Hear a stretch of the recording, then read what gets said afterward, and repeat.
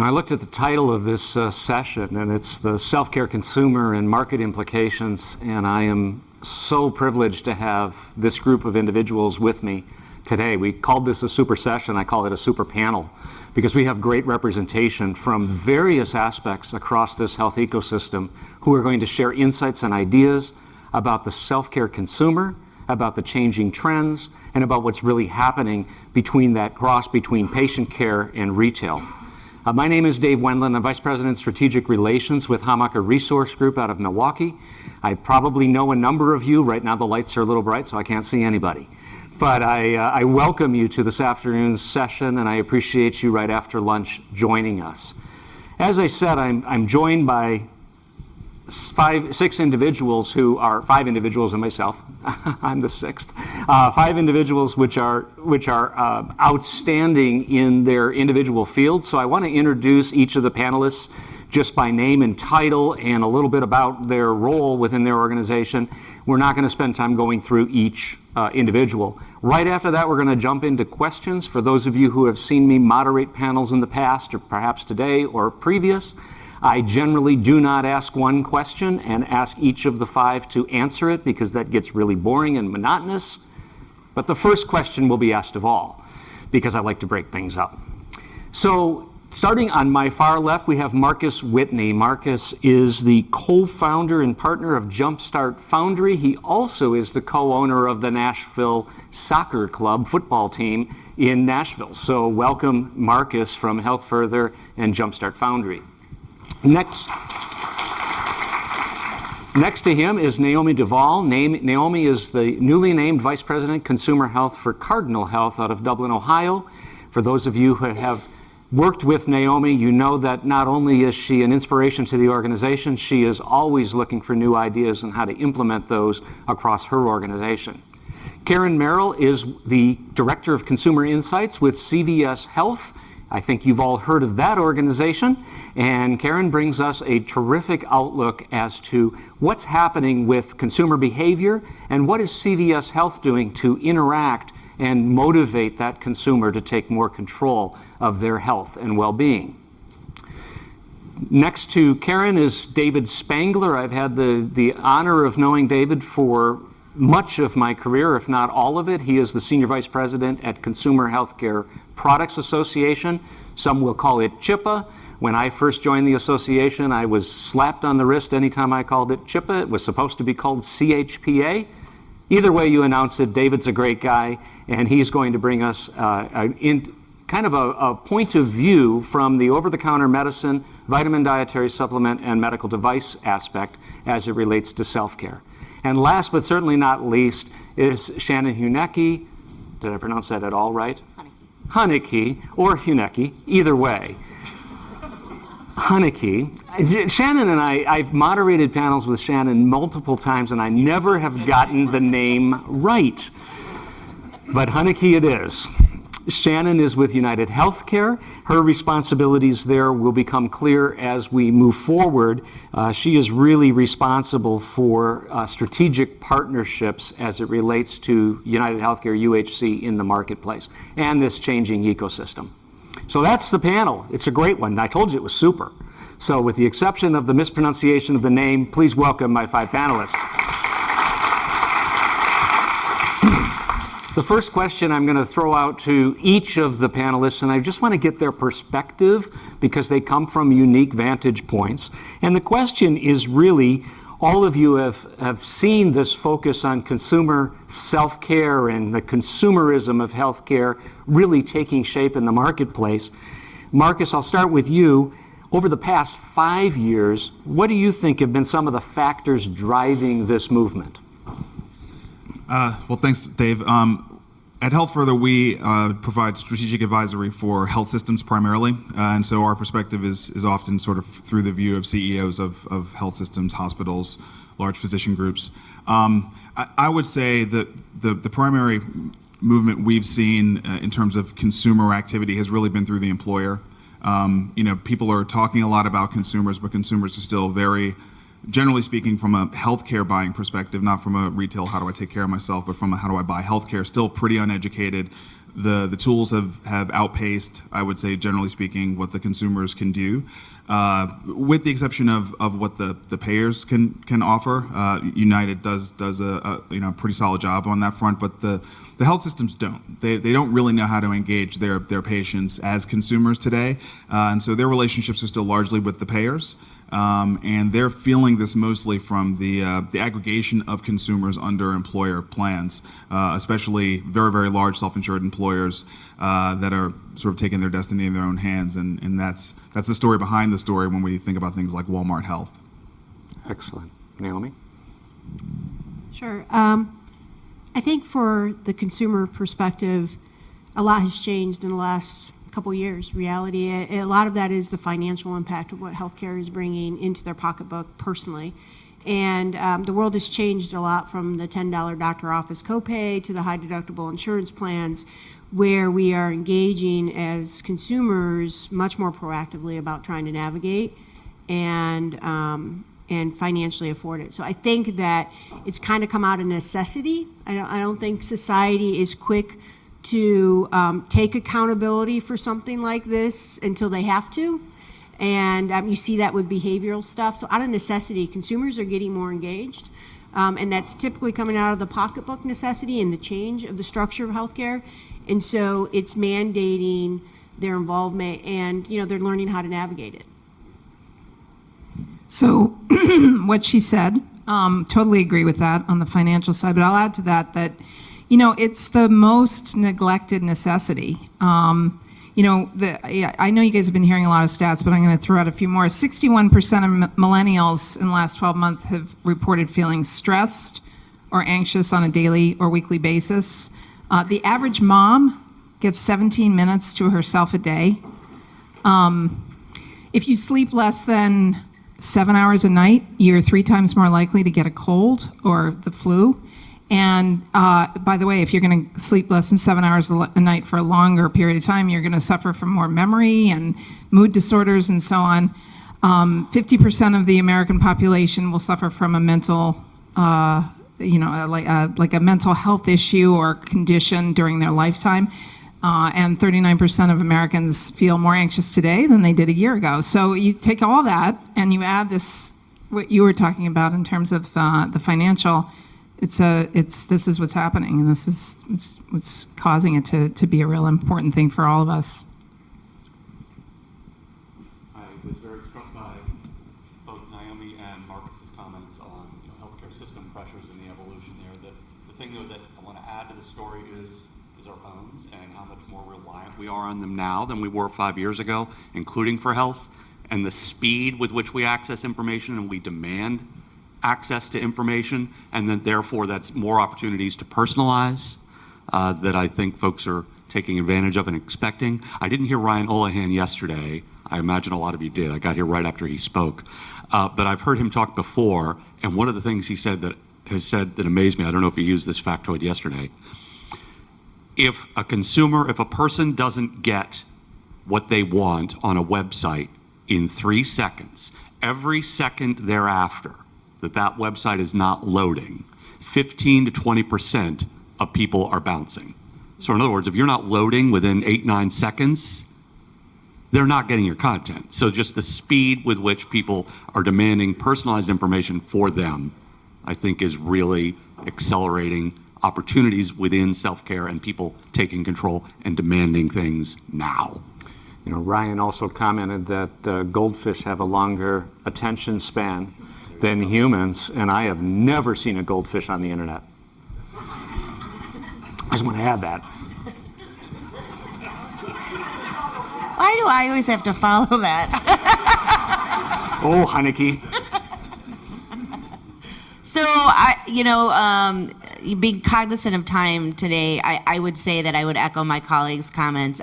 From a payer perspective, we know that at the end of the day, the consumer certainly is part of that ecosystem of health, as we've been trying to call for many years.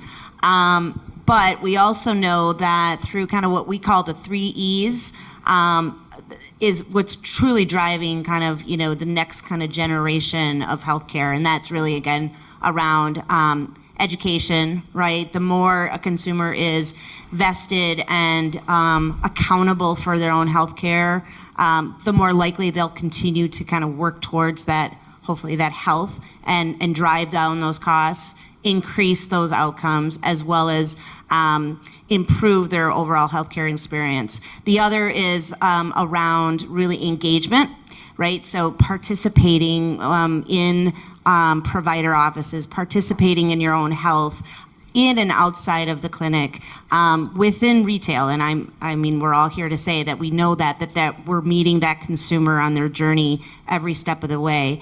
And then, of course, the last is really through the empowerment, right? So none of those things will be of value until that consumer actually feels empowered to take care of their self. I will say that I was thinking about the word self-care yesterday and today, and obviously that's the theme of this week.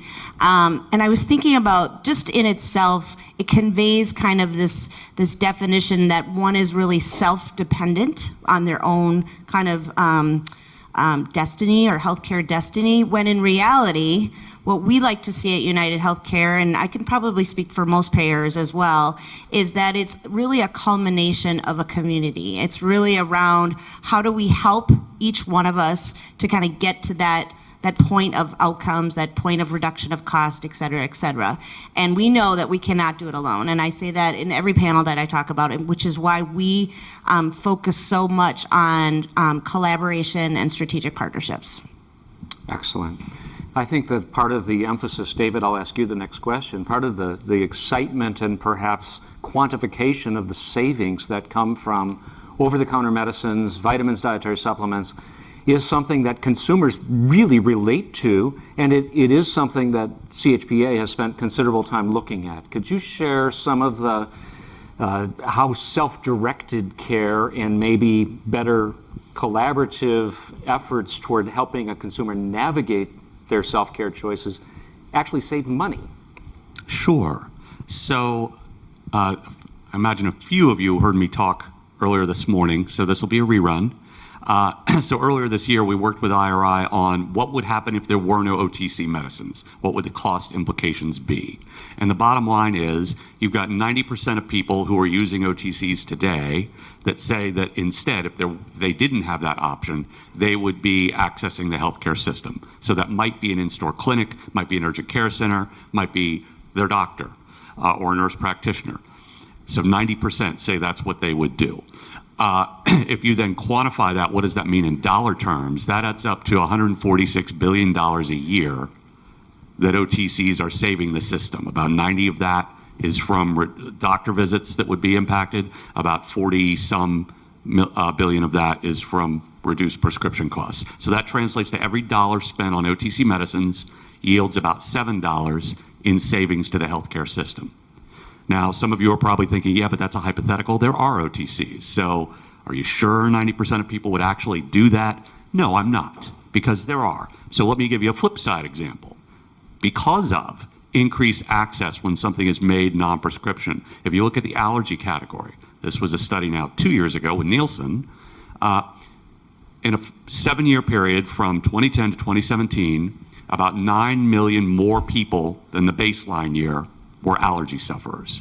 There is a growing population of allergy sufferers. Part of that's because of climate change. So you have longer allergy seasons, more exposure to the pollens or the ragweed or whatever it might be. So about almost 10 million more allergy sufferers over a 7-year period.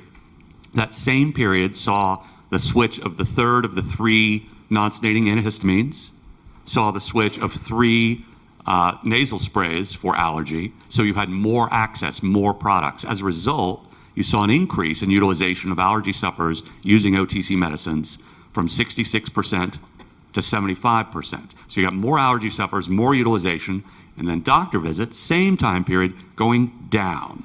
So from 31% of allergy sufferers seeing their doctor to 28% of allergy sufferers seeing their doctor.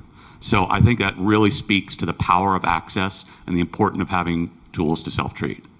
Karen, I'm going to have you extend that answer a little bit through the lens of a retailer of 10,000 locations across the country. How important is self-care to the consumer base that you're servicing, and how do you position self-care alongside pharmacy? So it's becoming, we have typically been a destination for sick care, right? If you're sick, like you're talking about, and you need OTCs, you go to get healthy, and you extend that further, and you're looking at, consumers are looking at this as a much more holistic thing. They're looking for not only the OTCs to help you get better when you're sick, but then for self-care, it's vitamins. Excuse me, vitamins, obviously, it's digestive health, it's health, it's sleep, it's, fitness, it goes on. And so these are things that, CVS certainly and other retailers are actively putting into their stores. I mean, we also have the clinics and the clinicians in the clinics and nurse practitioners who can help with these, if you've got sick care, or if you, I know, I probably should have a water bottle, right? Excuse me. Self-care. Self-care.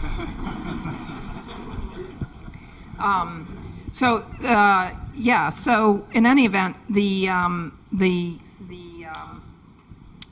question was, how does self-care and self-care and pharmacy work side by side? Yeah, how does that transform the retailer's view of how to bring quantified, emphasis to the self-care categories? Because the engine of many pharmacies, not just CVS, but Naomi, the pharmacies that you service through Cardinal, has been largely prescription driven. I mean, in the early days, chains have switched far more than perhaps independents have, with less reliance on just the pharmacy.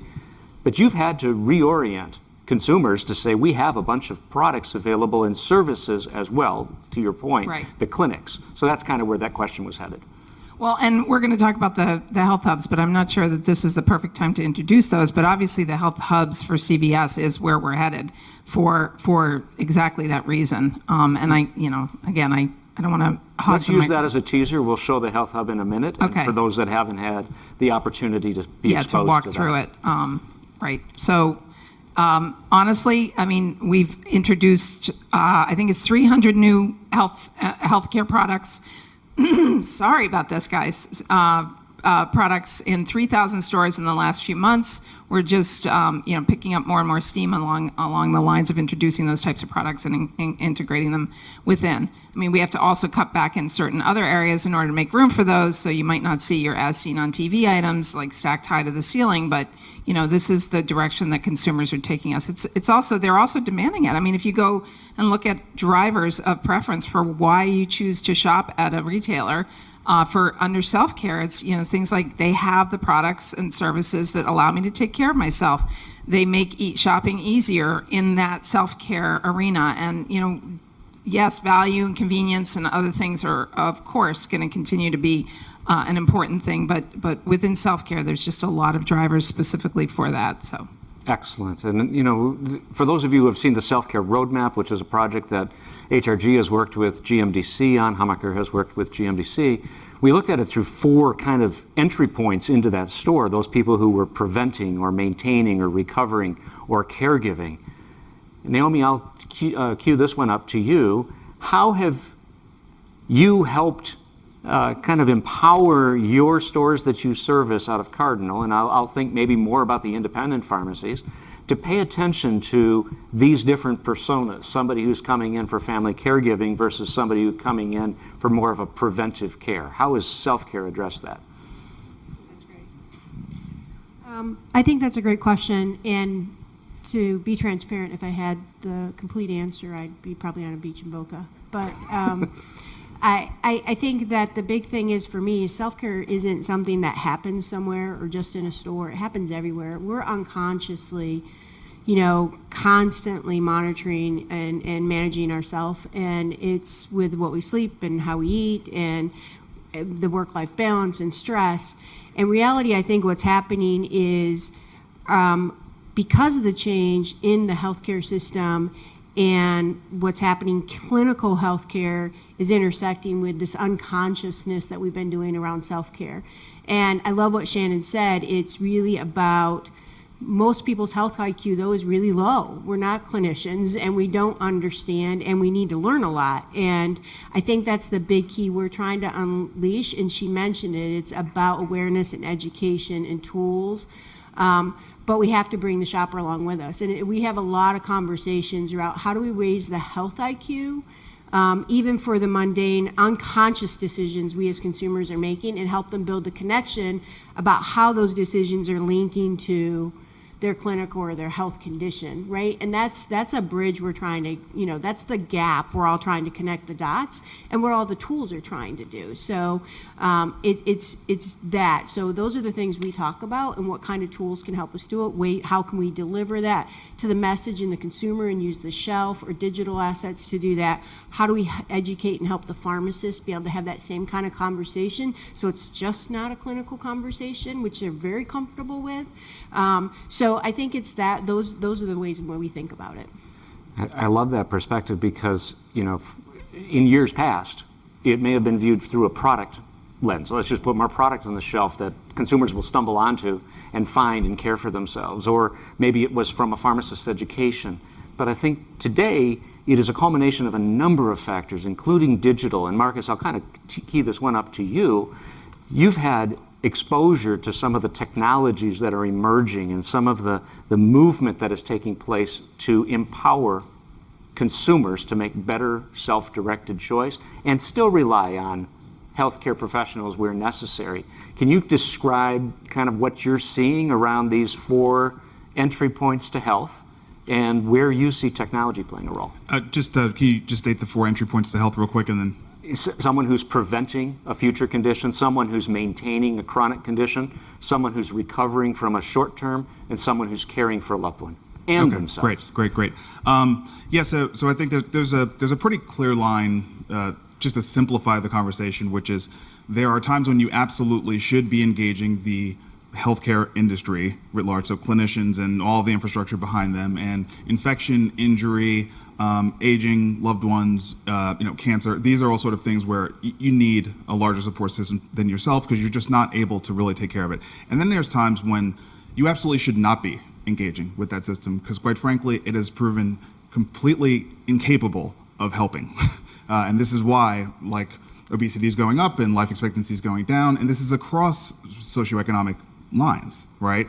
And in those cases, you talk about the kinds of apps that are growing. I mean, I think there's definitely a demographic slant to them, but generally speaking, they're around tracking fitness, tracking blood pressure, fasting, all sorts of things that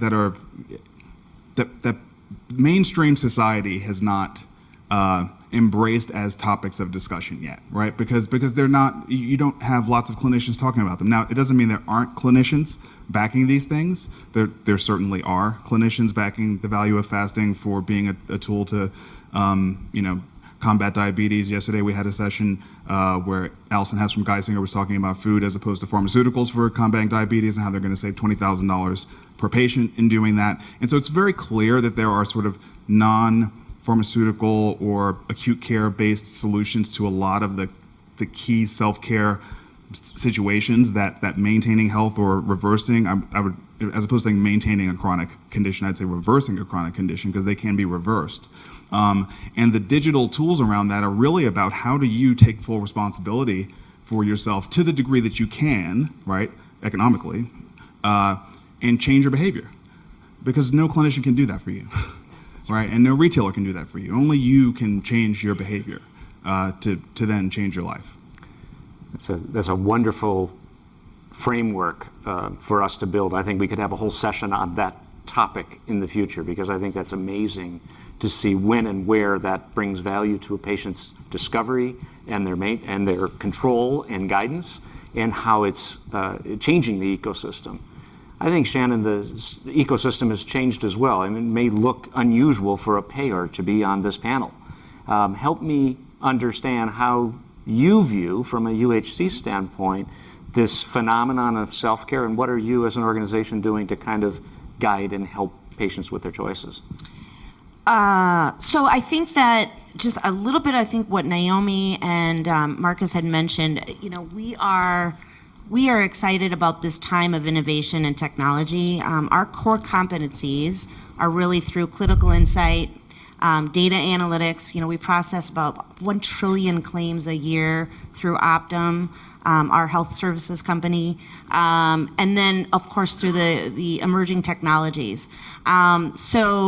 We look at this as an opportunity where ultimately we can invest. I think we invest about $10 billion a year in digital health, with the purpose and really with the strong intention to create much more streamlined and individual tools for these members, just as Marcus had pointed out. So one example is we've developed a individual health record, very different from a EHR. The IHR really is much more of a 360 view of a patient that the actual member, or what we like to call the consumer, has access to at any point. And not only does it contain, of course, history, clinical history, but it also provides nutrition history, health and wellness history in terms of fitness, behavioral history, those types of things. And having access to that kind of record to be able to bring with you into the clinician's office at real time, so that clinician is ultimately connected to up-to-date information about yourself. And so we see this, again, as an opportunity where my HR is going to be very different from your IHR, excuse me, Dave. But at the same time, it creates a much more personal and yet simple relationship with the payer. Does that make sense? It makes perfect sense to me. David, from a manufacturer standpoint, most of the CHPA membership is represented, obviously, by the manufacturers of these products.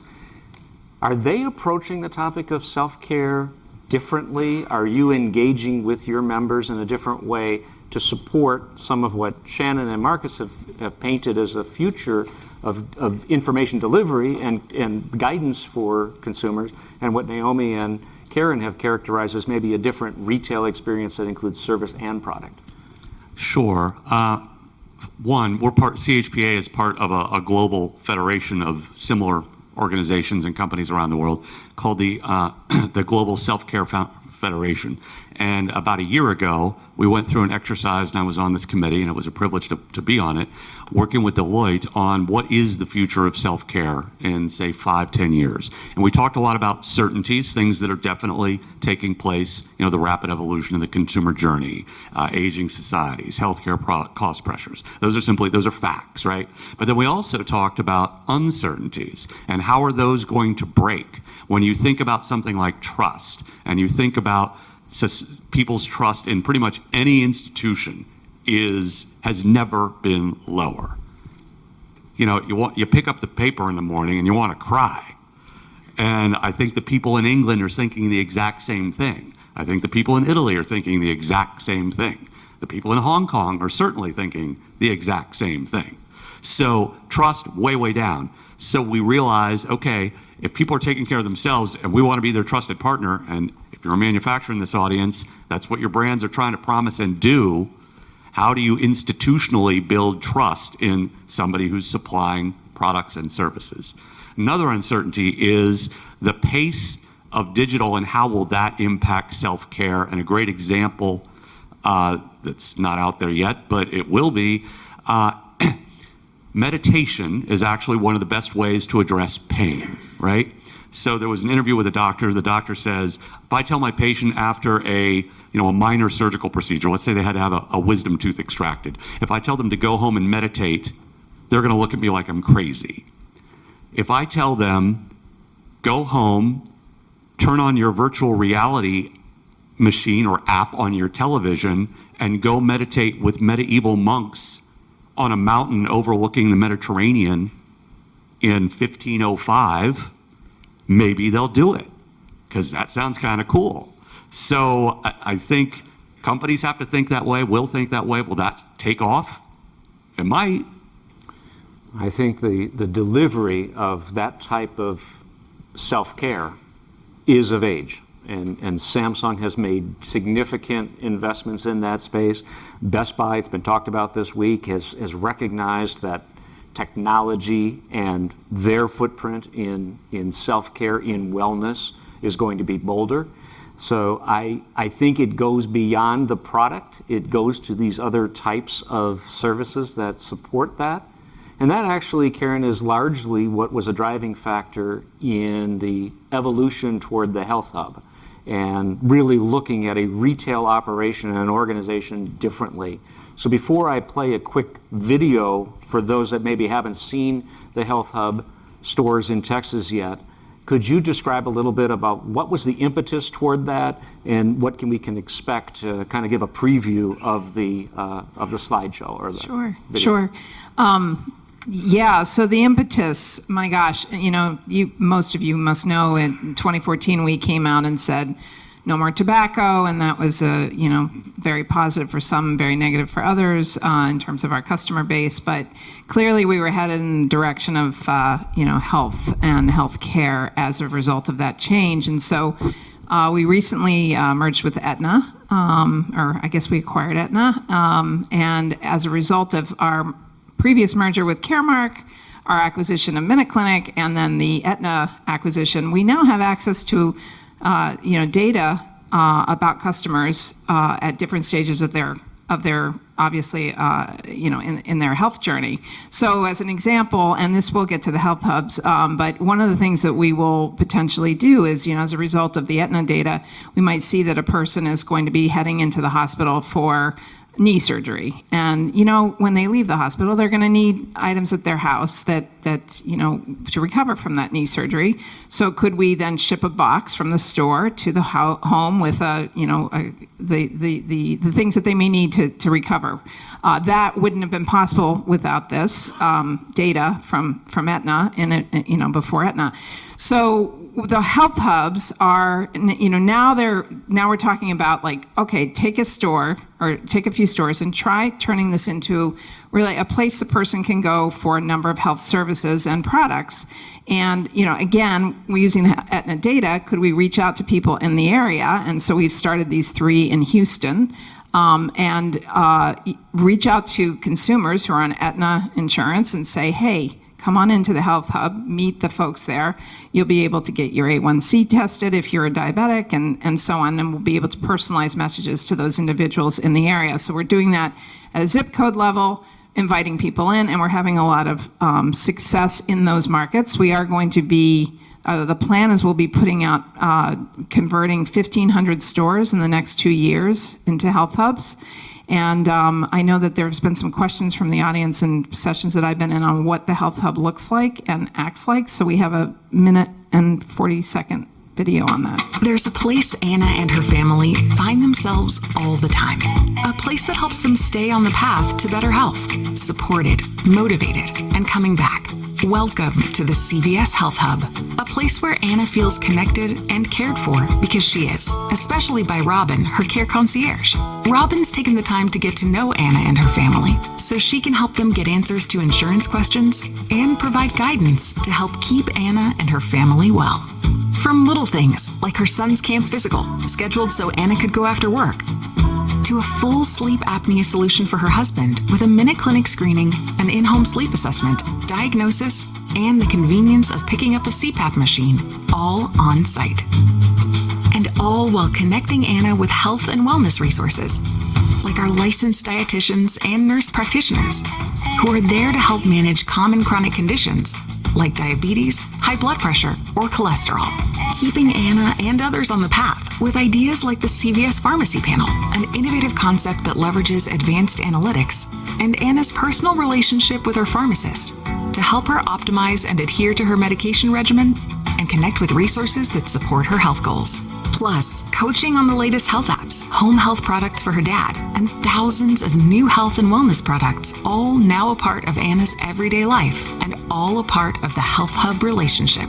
Each keeping the path to better health top of mind, all making the Health Hub an essential part of daily life. And once again proving, in a world where health is everything, CVS is leading the way. Beautiful day with you. Thank you, Karen. So for those of you who haven't seen Health Hub, it is a new iteration And it isn't just taking a CVS Health store and putting Health Hub on the sign outside. It really started with a reorganization of how to interact with the patient. There are other retailers that are stepping up and taking a new look at making access available. Last week, a small retailer out of Bentonville, or a few weeks ago, made a pretty big announcement in the healthcare space. And that is putting a lot of traditional healthcare establishment organizations on their heels to say, wait a minute, is retail waking up to the fact that patients aren't getting care in the traditional way? So we're going to see more and more of this. Health Hub was certainly a terrific early entry into this transformation of what was once retail into more service and orientation to guide a consumer's path and patient's path. I think others are beginning to encroach on that as well with models that they feel will work. Naomi, I'm going to actually ask you, because one of the areas that you service, among multiples, and this isn't one of the questions on your list, but one of the areas that you service quite strongly is, again, the independent pharmacy space. And they have been hyper-local. They have been engaged with their local community, and they have been in touch with their consumers. What do they need to do next with this self-care evolution to remain relevant in their community? Yeah, I think that's great. And the nature of their business model allows them to adjust and be flexible pretty quickly, right? They don't have the task of having to remodel 1,500 stores. They've got to address their 1 or 2 or possibly 3 that they own. And I think they've been a silent partner on the forefront of this wave, with a lot of them doing a lot more localized services, a lot more mastectomy fittings or special compounding or special services in DME and different things. So they've really started to specialize more. I think for them, and what we hope to do is help them wherever they need more, weight. The healthcare industry is big. And are there programs either through reimbursement or getting compensated for their services and the benefits that come with that, and them proving that that detailed service has benefit back to the healthcare provider or the employer and why there's value there. I think that's a message that we at Cardinal try to take back and make sure that we're trying to be strong advocates for how they're able to tailor and the unique service that they give. But they're definitely uniquely positioned to capitalize on this. Terrific. We are running close on time, so I want Marcus, David, and Shannon to answer this question as succinctly as possible. A couple of words. What's your prediction? Next 5 years, what's going to happen with self-care? Marcus, you first. I think more of what we're seeing here on stage. So I think United's very vertically integrated between United and Optum. I know they're distinct business units or companies, but more of this integration, CVS, Aetna, Health Hub, these are going to be good. These are good for people to have these things all coordinated and in single branded packages where the consumer can engage with them is a good thing, and I think will help people actually better take care of themselves. More personalized solutions, which will be driven by our phones. Wow, good job. That was very succinct. Without sounding repetitive, I would agree with both, obviously. The other is more retail partnerships. I think there's going to be a tremendous amount of work dedicated to coordinating care, both within the retail, within the clinic, and then certainly with the employer. Last question for Karen and for Naomi. There's suppliers in the room. If you had 3 words of advice to help them work more closely with this new emerging model, what would it be? 3 words of advice, huh? Mm-hmm. Well, I thought we had to pick 1 word, so no. We want to empower our customers to self-care, and so, potentially brand extensions, or to your point, partnerships with each other to create something that isn't out there yet that allows people to